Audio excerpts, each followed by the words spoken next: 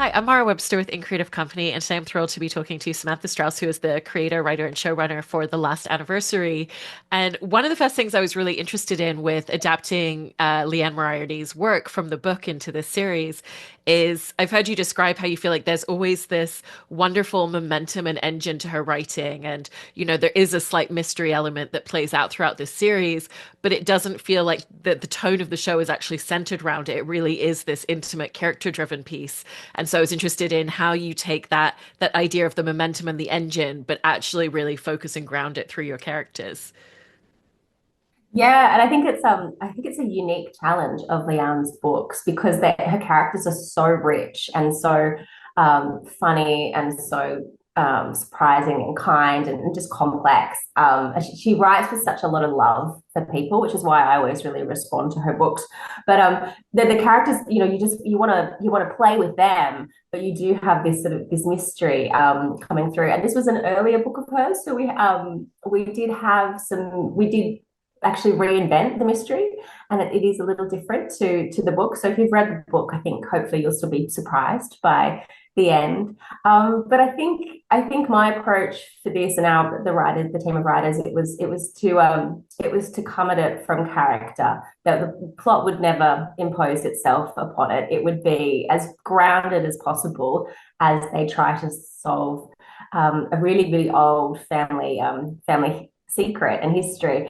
And it was funny talking to people as we were writing because it just feel like so many families have a story, have some mystery that hasn't been solved. I know my family does, and a lot of people that we spoke to do. And so it felt like that we are all living with secrets and of intergenerational trauma or affairs or and so and it happens to you, and it doesn't happen.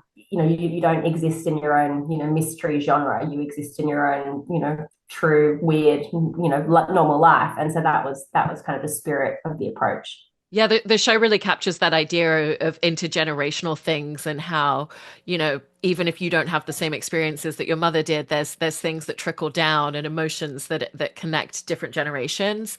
And how did you want to use those different generations of family to really explore that idea through the story?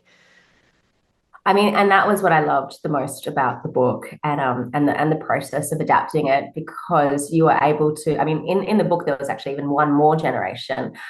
We've stripped it back to four, but you're able to think about what secrets your grandmothers might have kept, and how that might have affected how they parented, and then how that affects how your parents have parented you, and then how you will be a mother going forward in Grace's case, who's played by Claude Scott Mitchell. And it feels like until the older generations can heal in our story, then there's not really any chance for there's just a lot of darkness to inherit if you're the younger generation. So I love that it is holding hands across the generation, that you know each teaching each other something. They also fucking each other up, as all of our families do. Suppose. And then in making this, it was so lovely to have a just such a wide ensemble of different generations of actors, and the younger ones, watching someone like Miranda Richardson, watching how she works, and and just sort of finding inspiration back and forth, yeah, across generations. I also feel like in the way that you've written these characters, you capture the way that different generations experience and approach the world differently. And there's this kind of stoicism that we see in characters like Connie and Rose, which can be very inherently Australian as well at the same time. And then, Teresa Palmer's character Sophie is a little bit more open and hopeful in the world. And so how did you want to explore the ways that the world around them have shaped them differently in these ways? Yeah, and how the environment also shapes them. Our show's set on the Hawkesbury River, which is about an hour out of Sydney City, and it is this magical place, and truly sort of unique looking place. And there are little islands up there where, like, my partner used to live on that island, and you would have to, ride your boat to work each day, get your kids to school via a boat, and just living somewhere like that, which is so close to the land and so close to nature. You have to have this sort of resilience, and tenacity. I mean, it is so beautiful, but it is difficult. And someone like Sophie, who's sort of, more like me, relying on Uber Eats to get through life. There's no there's no option for that once she has her, island fantasy escape. And what I do love about her character is that she is an optimist. She is someone who wants the best for everyone, and it's rare to write a character who has such a joyful spirit. And it was interesting, how that, I guess, inspired the generations above her to live more bravely and, perhaps sensually, and yeah. So I think that is, that's interesting. And but in a way, also our older characters, I feel, are very modern women. They are very strong. They are, the true sort of Australian matriarchs that I definitely look up to. And even with what you just mentioned about when you live somewhere that's more remote, it just logistically requires this resilience and tenacity. And did you find that in turn that was something that you found you really had to have in making this show? Because obviously you found this amazing location, but then you have to get there by boat, and once you're there, you're really there. And it's not as easy to grab something if you want to pull something into a scene. And so how did the idea of the story you were telling seep into the way that you had to tell it as well? Oh, and absolutely, and the director and the production team did such an amazing job pulling all of that together and creating what feels like a very remote island, which is actually stitched, a few places stitched together. But hopefully, you can't see those stitches. But I think just the sort of the magical, I guess, beauty of that part of the world. I think, yeah, it's difficult. It's definitely difficult to film on an island and film with lots of boats, and but the rewards of just sort of taking a moment and looking out across this river with all of its own secrets and history and trauma. That's, yeah, it's a wonderful place to make a show. I love that. And with Teresa Palmer's character, with Sophie at the center of it, what you were describing about her hopefulness and her optimism, it also feels like she has this inherent curiosity to who she is. It plays into the fact that she is a writer and a journalist, but also just her natural personality. And so how did you want to use her natural curiosity to really carry the audience through the story? Yeah, and she's not an investigative reporter. She I think she writes because she's, like lots of us, she's interested in people. And I think also she wants the best for them. So it was interesting that, with her working with Veronica, who's played by the incredible Danielle McDonald, and watching them try to solve the mystery together, that we could never have them leap too far forward beyond the bounds of what would be possible in that moment, but really sort of, as people who don't have a whole lot of um, crime scene skills or anything like that, that they that they do, they do bumble around a little, I suppose, but it is from a place of genuine curiosity. But Sophie's not someone who's going to throw anyone under the bus in order to have her scoop. She, ambition. It was interesting writing a character who is not driven by pure ambition. She's very much driven by connection with others. And also with the fact you were bringing up Danielle McDonald's character, Veronica, she's a great example of having a character that's not monolithic throughout the story, because when she first finds that Sophie has been left this house, she's very antagonistic about it and very suspicious as to, why did this happen? And I'm going to push back against this and we're going to do something about it. And then the two of them end up being, this great little cohort in this package, as you said, in the way that they're trying to figure out this decade-long mystery, and she kind of really comes alive and finds something to be passionate about. And so how did you want to carry that trajectory for her? Yeah, and I would just have to be careful not to spoil anything, but because Veronica's on her own personal arc of and that was very much in the book, but from a point of view of she's someone who is very very angry, and I think we all know people like that who are just really motivated by anger, and they're fun to write, and they're sometimes fun to live with, but she is indignant and she's prickly and she's hot-headed, and probably on a bit of a journey to unpack some of the reasons why. But then it was important that when she does, she's not solved. She's still going to be sort of prickly Veronica. And why wouldn't she be? She grew up with all of these incredibly strong women around her. And I mean, the show really is it really is about a whole lot of very, very strong women in different ways, all trying to live together. And so, to me, it's no wonder that Veronica is the force of nature that she is. And when we first meet Sophie in the story, we're introduced to this idea of someone that she didn't know very well has left her this house and felt like there's a real purpose to it and a reason to do this, and kind of a connection and an energy that feels like that's the thing that I'm going to do for you in the world. And how did you make sure that you were writing these scenes early on that would make the audience understand what Connie would have seen in her and why this would have been the choice she made? Yeah, and that's such a good question. And in the development, we went around and around because there is some sort of temptation to make a reason for it, that the reason to be, Sophie was a long lost relative or something like that. But really, we kept coming back to the novel, and Leon had described Sophie as having an innate capacity for joy. And the idea of giving your house to someone with an innate capacity to joy, even though your family are going to be quite cranky about it, is a pretty sort of delicious idea.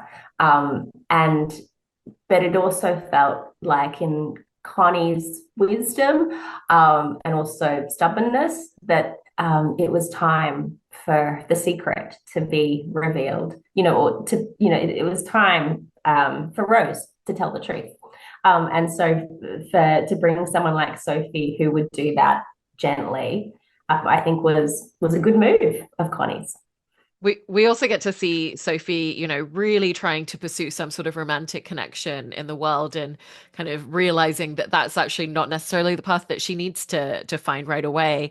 But how did you want that to really encapsulate a lot of who she is and what she's looking for at the beginning? Because when we see her go on a date with a stranger, she still wills herself into, let's see what could happen here. Maybe there's still something, even though it's an absolutely atrocious date that she's on the whole time.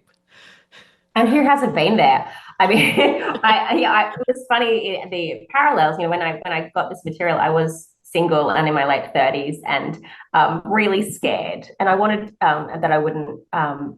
I wanted to have a baby like Sophie, and I was scared. And it sounds like unfeminist to say, but I was really scared I was going to miss my window. I'd watched too much Sex and the City and Bridget Jones, but then.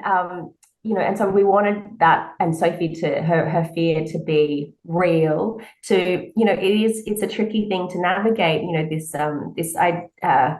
The idea of wanting a male partner. It doesn't seems almost old fashioned, but yet it's still very very true. And when you're in the grip of late 30s fear, and there are no men left, which there definitely aren't in Sydney, the fear is very very real, that you could spend the rest of your life alone, especially for someone like Sophie who doesn't have a family of origin anymore. And for me, what was interesting, because television always takes so long to make, we had the pandemic, etc. But I then moved from Sophie's era into Grace's era of having the tiny baby, and postpartum depression, and so it's like, what I love so much about Leanne's characters in this show is that you can sort of see yourself as Sophie, then you might move into the period where you're Grace, and then you can be looking up and thinking, well, at least I am, oh gosh, what if I'm Margie one day, or can I maybe be more like Rose and fiercely independent like her. And, and I think it's sort of a nice sort of instruction guide of looking at all these different generations of women and seeing yourself in them. I love that. And, as you were just mentioning, Sophie went through losing her parents several years ago, so she doesn't have that sense of family already. She doesn't have that nuclear genetic family, but she finds it along the way through this community and through these women. And how much did the space that she's in of not having a family at the beginning really propel a lot of her journey for you as you were writing and crafting it? Yeah, and that's something we've changed from the book. In the book, she had sort of lovely parents, and it felt like perhaps there wasn't as much at stake, for her to make it on this island and find her family and find her home. And that was, I mean, that was our log line in development. That Sophie thought she needed a man, but what she really needed was an island full of women. Um, and it's sort of a lovely sentiment, I think. And a nourishing one that you can find family in unexpected places and community in unexpected places. And we're so disconnected these days. It's so hard to get to know your neighbors, and to look out for each other like that. And I think I certainly have a fantasy of living in a really small part of the world, and all looking out for each other in the way that we used to. And motherhood is such another big theme and storyline in the series, and how complicated it is, and how it's not always natural. But what's sort of interesting, I think, is seeing this, when women can be helping each other, when we can be honest with each other, and we can, the generations can help young mums, because we're not meant to do it all on our own. It's incredibly difficult, and so with Grace's storyline, she could have all of this access to support, but she doesn't know quite how to ask for it. So that was interesting to us too. And in the way that you've explored Grace's experience with postpartum depression, you kind of visually set about capturing the idea of what does it feel like inside and how can we visualize that on screen. And so when you were trying to figure out the puzzle piece to that, how did you set about figuring that out? Yeah, and it's so tricky, telling any story about depression, that doesn't feel grim in a story like this, and also because it's such an internal thing. How do you access that? And so what became interesting to me was, sort of giving that Grace might have a bit of an anarchic spirit. I don't know about you, but sometimes if you have an intrusive thought, it's horrifying, but then kind of interesting as well. It's like, what trick is my brain going to play on me? And I think that's what Grace is experiencing. And it's definitely, there's definitely a phase where it's very, very frightening, and then there's a phase where she, lets herself indulge in it, or can't stop herself from falling into it, and seeing her try to claw her way out the other side, with mixed results, I think is very moving, and Leanne captured so beautifully in the novel. And I think, Claude, the actress, and John Paulson, who directed it, I think they've done a really beautiful job of giving her quite a lot of dignity and strength, and weakness, and terror, and trying to have space to have the whole gamut of it, and also see how some of it's related to her mother. Yeah, and again, the multi-generational idea of how these pieces all come together. And in terms of that, with the pacing of the two timelines, did you find a lot of that up front in the writing process or more in the post-production of just finding those rhythms of where you wanted to have those moments and where you wanted to have those scenes? Because it feels like when we have those flashbacks that it really connects to what's happening in the present.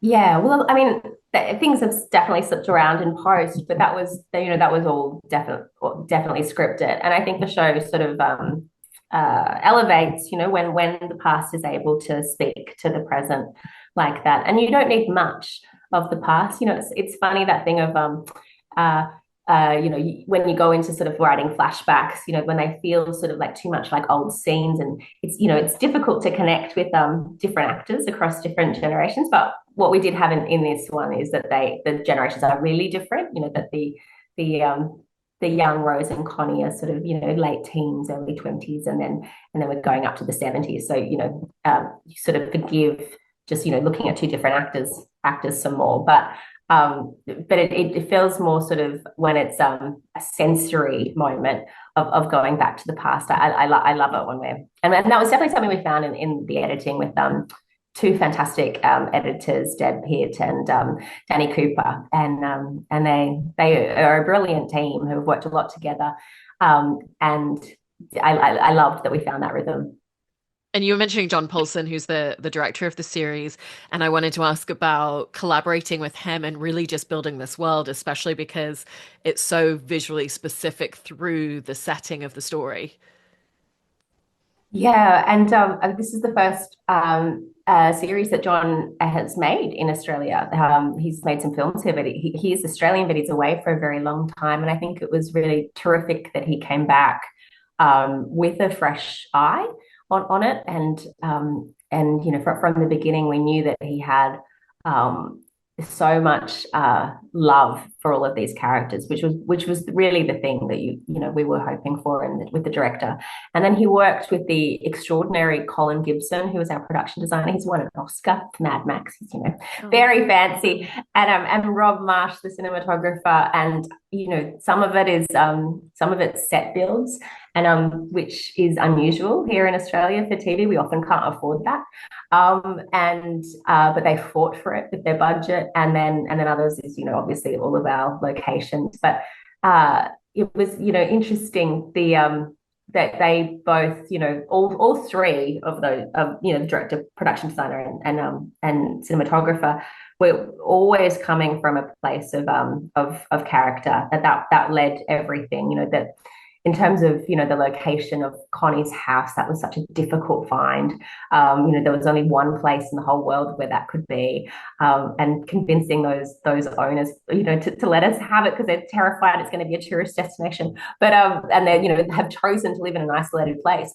But you wanted in your locations to feel this sort of sense of history and warmth, and that this is somewhere you would want to escape to. There's also this essence with that sense of escapism as it starts out for Sophie, where, I think anytime any of us go somewhere that's just a little bit quieter and a little bit calmer and a little bit more intimate, it changes the fabric of how you go about the world around you. It changes your breath even. And how did you want to create these like little gradual changes in her as she kind of adapts into it? Because it feels like the landscape and the setting allows for her growth and her journey as much as the characters and relationships around her. Yeah, and you're up. Yeah, that's such a lovely observation, and you're so like up close with nature.